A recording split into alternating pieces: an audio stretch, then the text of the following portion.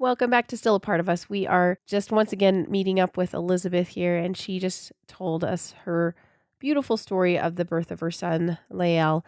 And I just was so inspired. I just feel like I got a lot of hope. I got a lot of different ideas of things that could be done when you're processing this kind of grief and going through this. So, Elizabeth, thank you again for coming on, for being willing to share this really tender part of your life and for sharing your heart. It's always hard on these ones, but thank you again for coming on.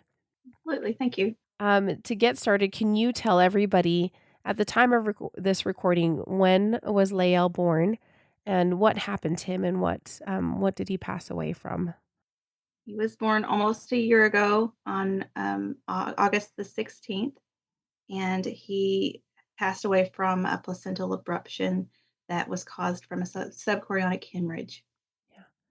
And I would love for you guys to listen to the birth episode that she just told about, and there were just some unique parts of it that I was so surprised about. And one of those ones I just actually wanted to jump in at first is that you essentially preserved his body because he was so little. He was 18 weeks, is between 18 and 19 weeks old, and so he was really little and really fragile, I would say. But you decided to, because you had heard of a method of preserving a baby in like a saline or water solution of some sort. I think the original person had done it in water, and then you found out later that saline actually would be an ideal environment as well. So can you tell us a little bit more about why that worked for you guys, and give me a little bit more about what that did for you guys in taking care of Lael? Yeah. So saline is actually what they consider the closest to amniotic fluid that they can have. So, especially if it's IV saline, or if you're at home and you just have it at home, then you can get contact solution. But now, if you have the baby in the hospital, like they did with me, they sent me a whole. They used a bag of the saline IV, Yeah. fluid there, but they sent me home with bottles of it. So Oh, they're really good about providing what you need in those situations. And honestly, there's no limit to the size of the baby. It can still be into the early stillbirth weeks as well, just depending on what size of container you have to work with. yeah. I actually, following up in kind of memory of Lael, I went to Dollar General and I got a clear plastic container. I think it's made for like refrigerator Oh, mhm. organization Yeah, purposes, yeah, uh-huh. it's like a little drawer thing, but it's clear, and it's square, and that was the biggest thing. They had in their angel room when they were taking pictures of Leo, they had a fish bowl.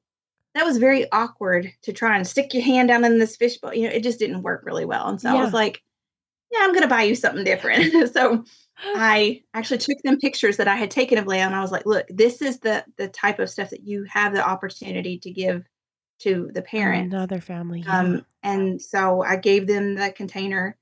So really a baby that was even like, 14, 15 inches long could very easily fit into that. And, you could do those type of pictures.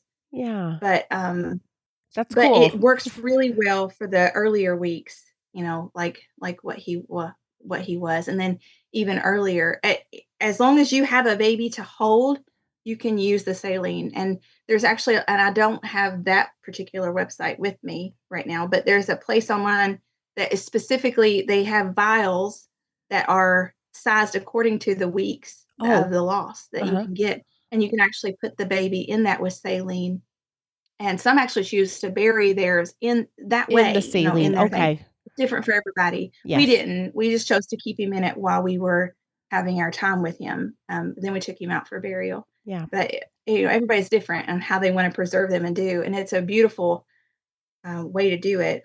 Yeah. But Christine Nelson is a photographer, and she's the one that I got that information from. And her photographer friend took her pictures, and that photographer is she's got a website called House of Hopes, Mm, and okay. you can see the pictures. She done a post on baby Noah, and they were pretty amazing to get to see that she did with her. But she was there's a midwife. I think she's a midwife. She's a doula who has taken up that story of baby Noah and actually included it in a book that she had, and she talks about the the saline that you can use for that in her book. She's got a book on Amazon called Stillbirth Prevention Advocate, Mm. and it's not just about preventing stillbirth because we all know it's not always possible, but it's coming from a lady who works as a trauma informed full spectrum doula. And she's actually lost babies herself. She's lost two. So she is Oh, coming from a place of having experienced it yes. and And gathering information from other people. Her name is Uvelka Magdalena.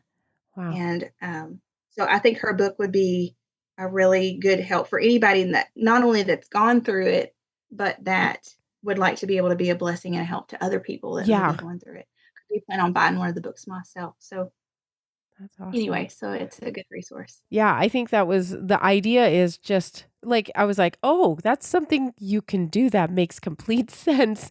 Because yeah, saline is the ideal solution. I mean, I'm a pharmacist and so we use IV solutions all the time and it's what we deliver medicines in and so it is so yeah, I was fascinated by that and grateful that that was a really nice method to preserve his body so that your kids could see him and your mother-in-law could see him and have him stay in good essentially good shape until you buried him, and I thought that was He was cool. actually in better shape when we buried him than he was when I had him Yeah, because that saline cleans cleans all yeah, that. You have to change it regularly. I would take a syringe and suck out some of the excess uh-huh, fluid and then just put put fresh in in. more. Oh, okay.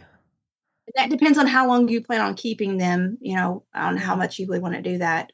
But the water gets like a pink, at least for ours, it got like a pinkish tint at first, where it was purging him all of essentially. the But those final images that we have is like literally looking at what he would have looked like inside me. Those yeah, womb pictures that you see these fancy yeah, photographers doing is what I got because of that saline. So if you have a clear container and saline, you can get the same effect. I would recommend more of a rectangular type container right. rather than round or fish bowled, Yes, because of the curvature that the problem that it creates there. But definitely something that is nice to know about. And anybody that I encounter that is going through a loss or may go through a loss, if it's looking like things are threatened, I definitely make sure to that bring that up.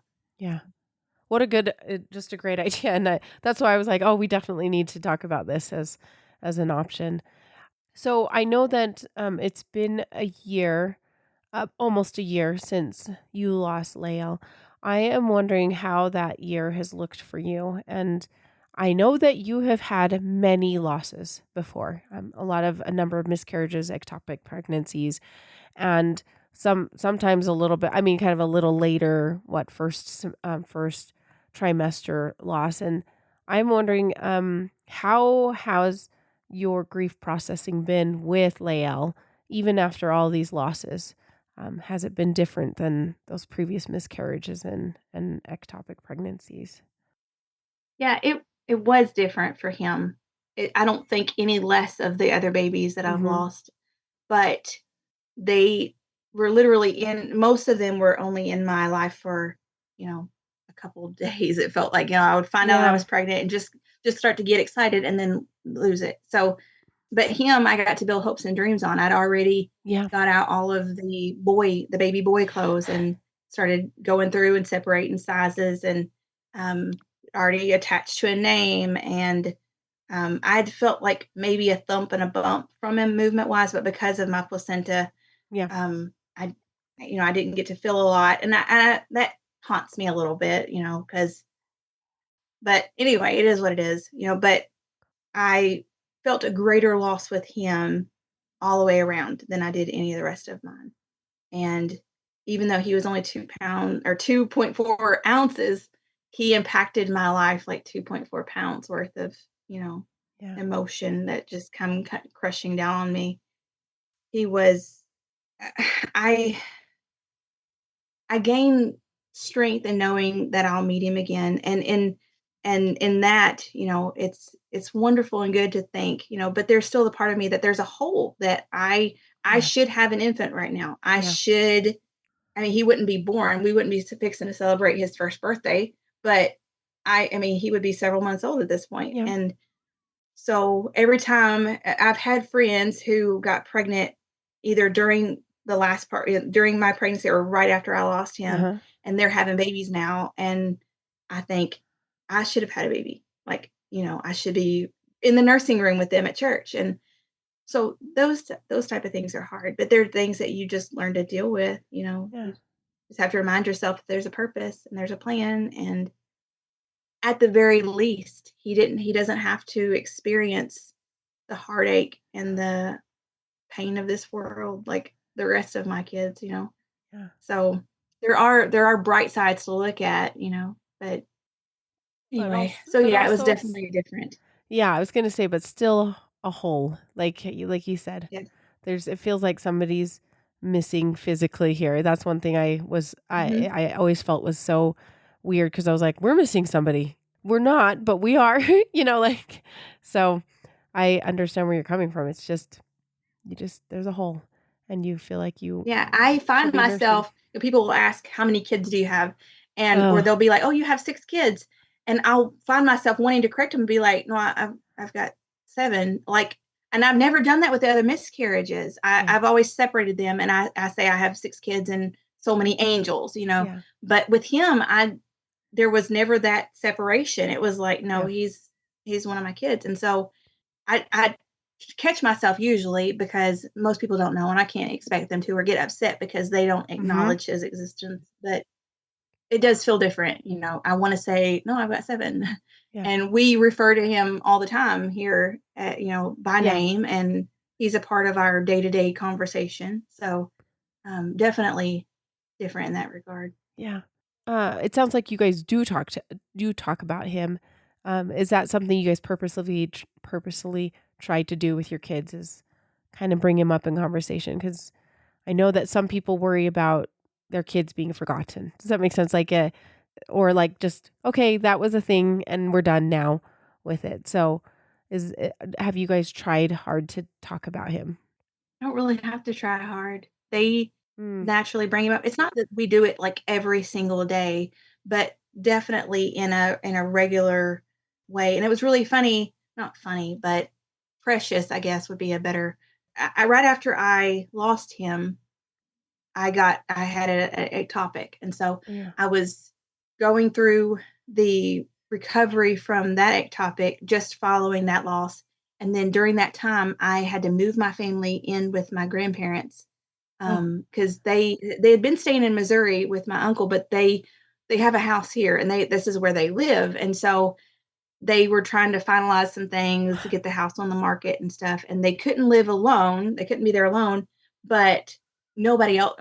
Most of my family have dispersed out across the yeah. United Okay. States, and I'm one of the few that's still in here in the home area of things. And so it made more sense for me to just move in with them for a month, and that way I could still homeschool my kids and keep them on a somewhat normal day-to-day routine Yeah. and take care of my grandmother and grandfather. And so we did that in November. And so I'm recovering, still bleeding from the ectopic and Oh, going through all that, fresh from the loss of Lael.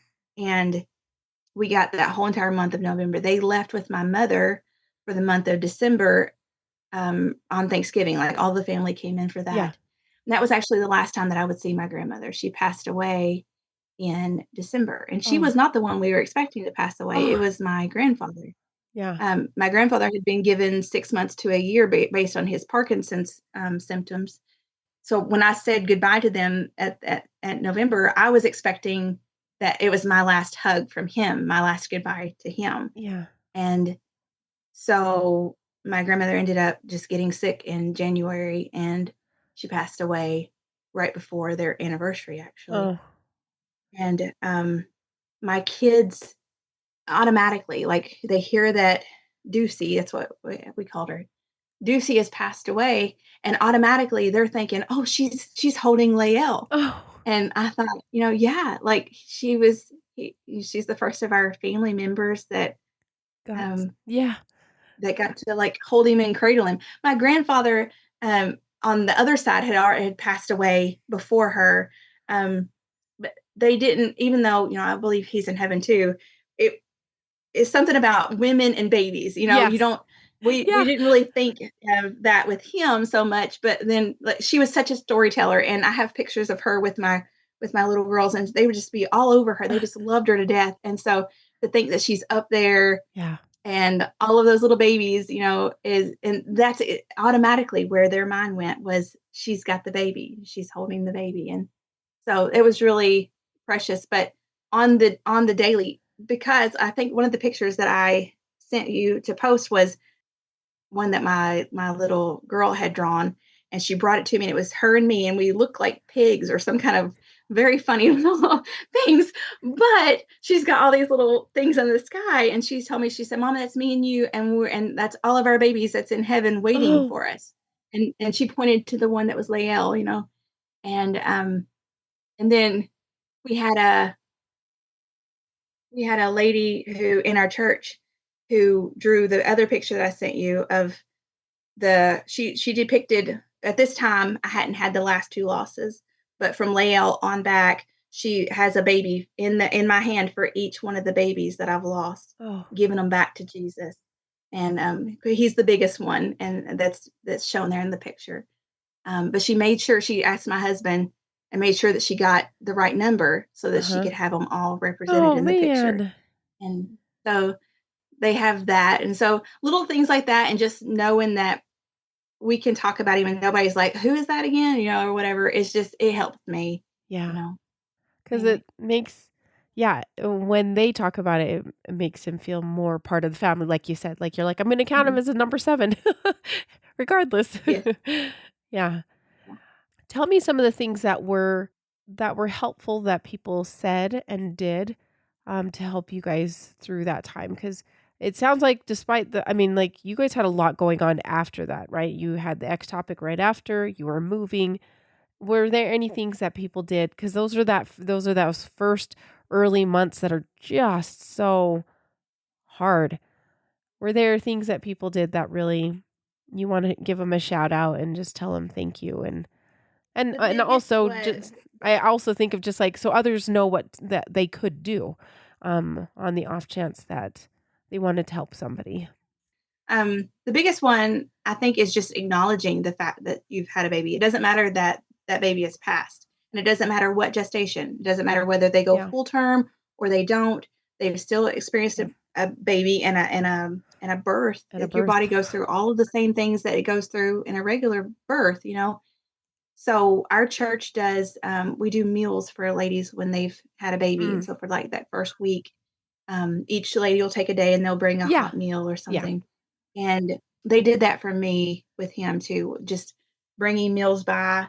And I think just acknowledging the fact that I went through that and they were going to help in that way, and not being like, oh, well, she doesn't have a baby to show for it. So she just needs to get back to life like normal, yeah, was really, helpful. And I think other than that, it's like going based on, you got to have really good intuition, because some women want you to ask the questions. They want to know, they want to yes, know all about their baby, and others don't. yep, And so I know that I want to talk about my baby, and I want you to see my baby, and I'll show you the pictures.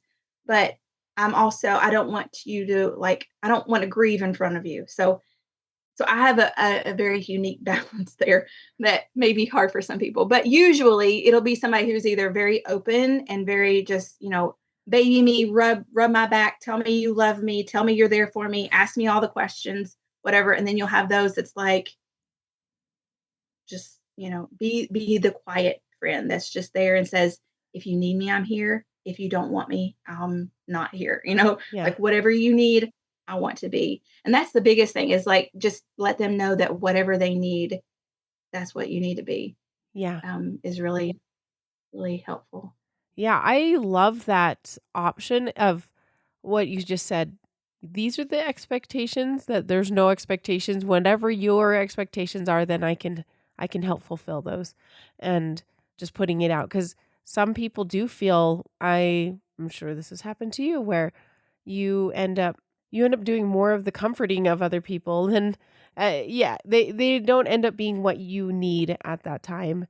And so yeah, I think that is good if you're trying to be a person of comfort is to be there, listen to listen to your intuition and act upon what type of person they are and what they need at that time, because it can be Yeah. different. You just never know. Yeah, with the one that I lost, my the last of the first trimester loss at 10 to 12 weeks, Mhm. that was at Christmas time, Oh, and it was so hard for me because at that, 10, 11 week, I knew that the baby had passed, but my body still hadn't done, but we were just doing expected management and just y letting my body do its thing. So, I'm going to family get-togethers, and everybody's just, so happy. going on about things as if Yep. nothing is wrong, and they're Yep. not even, like, noticing the fact that I'm kinda closed down, sitting in the chair, not really looking or whatever, and it's like, just gotta when you know somebody's going through something, just be aware of it, Yeah, even even that. though life does go on. I mean, it does, it's just that's the nature of it. Life moves on regardless of what losses that you have. That doesn't mean that you can't acknowledge the loss that's happening when it's Yeah. happening. Yeah. But at the end of the day, the Lord being my strength and the Lord being there with me and helping me get, is enough that even when the Bible talks about when my father and my mother forsake me, then the Lord will take me up. Doesn't matter who in your life is not listening or not paying attention. If you have the Lord in your life, then you'll always have the comfort that you need. And so at the end of the day, that's my greatest uh, advice is to find the Lord in your life because he'll get you through when nobody else can. And Yeah. even when they try, they don't always do it justice, especially if they've never been there. So many Yes. people want to try and be a help, but if they've not experienced it themselves, they're clueless. Like my mother never she had 7 children and she never had a loss.